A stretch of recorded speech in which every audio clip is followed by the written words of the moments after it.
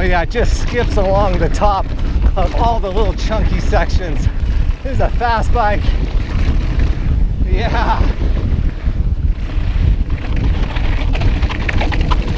Hey, what's up guys? We're out here riding the new Pivot Mach 4 SL, taking the place of the previous Mach 429 SL and the Mach 4 with the 27.5 wheel size. So they're all 29ers now. Comes in 100 mil front and rear, kind of a more race bike, or like the one I'm riding today, which is 100 mil rear suspension, 120 mil Fox 34 step cast fork. And that's the bike that I think most people are going to be interested in, unless you're a hardcore racer. I think a lot of guys racing will still find the 120 mil step cast Fox 34 desirable. It's a pretty rad bike, all new geometry, very different than the previous model. So 67.5 degree head tube angle, so pretty slack, just slightly slacker than the Yeti SB100, which for those of you who subscribe and follow me on YouTube would know that for the last, about 9 months I've been riding the Yeti SB100. So having spent a lot of time on the SB100, I was super excited to ride this bike and see what it's all about. I went over to the guys at Salt Cycles in Sandy, Utah. They're our local Pivot dealer, and man, they got one in stock, and I have had it for a couple days now. I rode it yesterday, and the thing is an absolute rocket ship, man. It flies uphill. Very stiff frame. I would say for sure it's stiffer than my SB100. You know, and before I had the SB100, I had that, my personal bike before that was the Pivot Trail 429, which was such a rad bike, but a little bit on the heavy side. So this Mach 4 came in on my scale. Let's see, I have the Shimano 12-speed XTR build here that has Fox Live valve on it. And it came in at just over 25 pounds on my scale. So it just feels, this new Mach 4 just feels more lightweight and lively underneath you than the Pivot Trail 429 does. Feels much more like that SB100. Oh yeah. Short travel 29ers. So sick.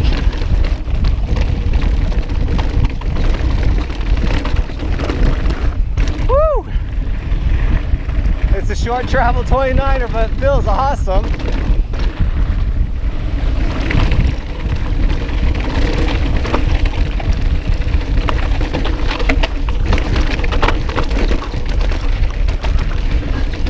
A little twitchier than the longer travel bikes I've been riding, but man, I'd say it's real similar to the SB100.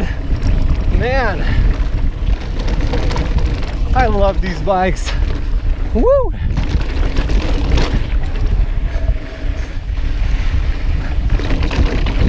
I'm a 5'8" riding a medium, and it feels a little long. Of course, it's got a 75 millimeter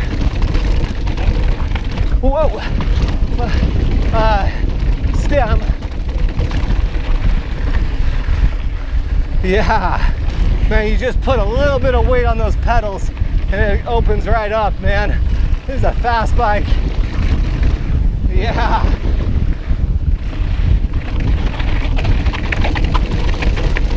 Oh yeah.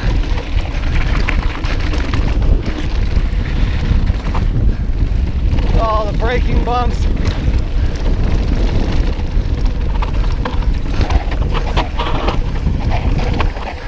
Yeah, bud.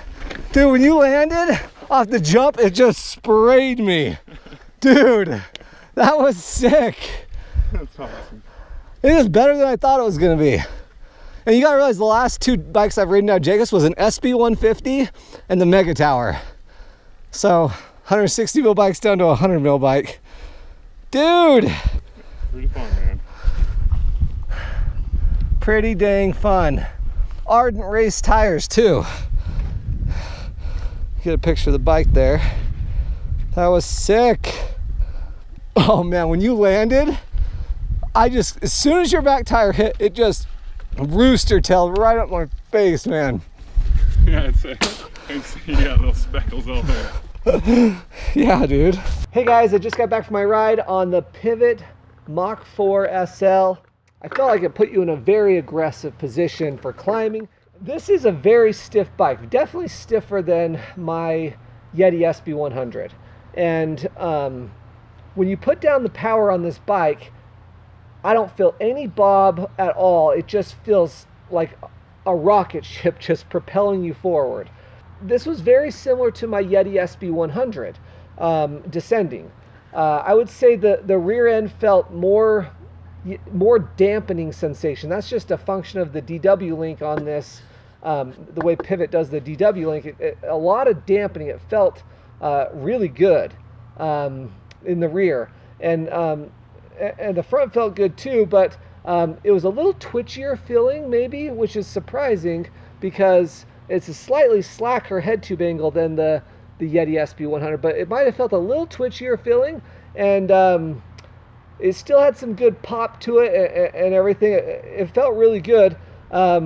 It gets overwhelmed a bit on that top section of Jacob's Ladder, and so does the SB100, frankly, but I think the SB100 might be slightly better in that steeper terrain. But down on the lower section, that's the part I want to talk about the most, because the lower section, the more flow trails, the type of trails that I see all over the state of Utah, and probably the type of trails you ride a lot in your area, this bike rails so hard. It gives you so much confidence in the corners. There's no movement in the frame at all. It's so stiff. It's very similar. If you're familiar with my channel, you'll know that I used to own a Pivot Trail 429, this guy's big brother, and that was, in my opinion, the best bike for the lower section of trail that you saw me riding today. And this has such a similar characteristic. It gets in and out of turns and out of switchbacks, fast 180 degree turns so quick. It holds all of its momentum into the turn. It's so stiff and just rails. It's like you're on rails coming out of the turns. It felt really snappy coming out of the turns too. I think that's due to these super short chainstays. 431 millimeter chainstays are pretty short for a 29er. And this type of bike, in my opinion, is so fun. It's made for the trails that you saw in my videos. Okay, you're on YouTube, bro. Well, the Mach 4 made it down Jacobs, and just to describe that trail up there that we just did, high speed up some sections over 30 miles an hour. The entire trail you average about 25 miles an hour. It's about a 3-minute segment, and lots of kind of 1 foot little drops and some chattery 6 to 10 inch chattery sections. We're now down on a lower, more single track flow trail that are probably common in your areas. This feels a little bit more snappy and twitchy feeling. Definitely lighter weight underneath you. Feels like it kind of wants to pop off stuff better. This is running the same fork that they're running on the SB100, that Yeti's running on the SB100. The shorter off, the 44 mil offset.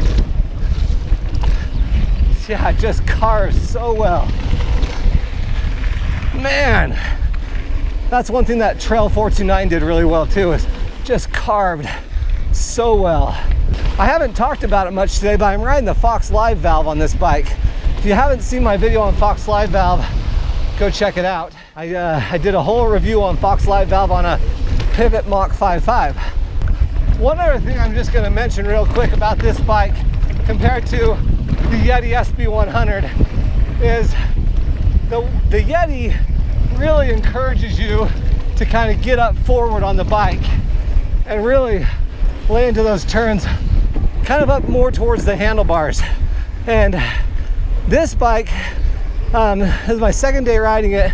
The balance point for me anyway on this bike is definitely back just a little bit.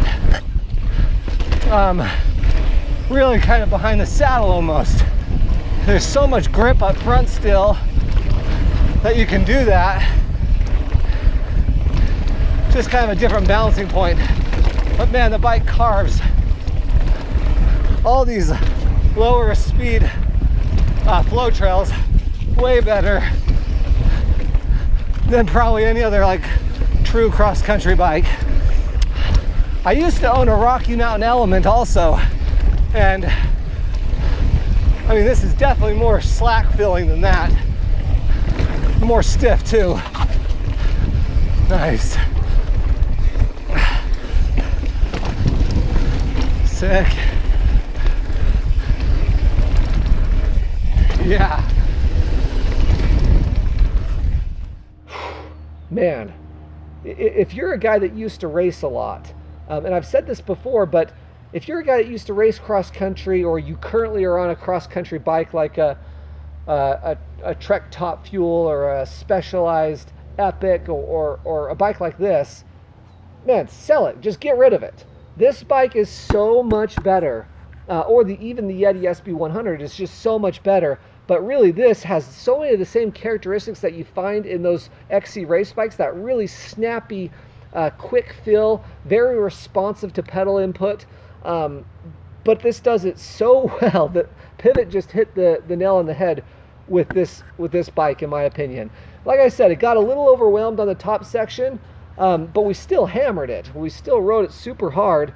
It jumps well, it pops off stuff well. The DW link on this feels more poppy than any of the other pivots in the Pivot lineup, where the Switchblade can feel not quite as poppy as maybe some other bikes in that category, and the Trail 429 didn't feel quite as poppy and nimble feeling as like my Ibis Ripley.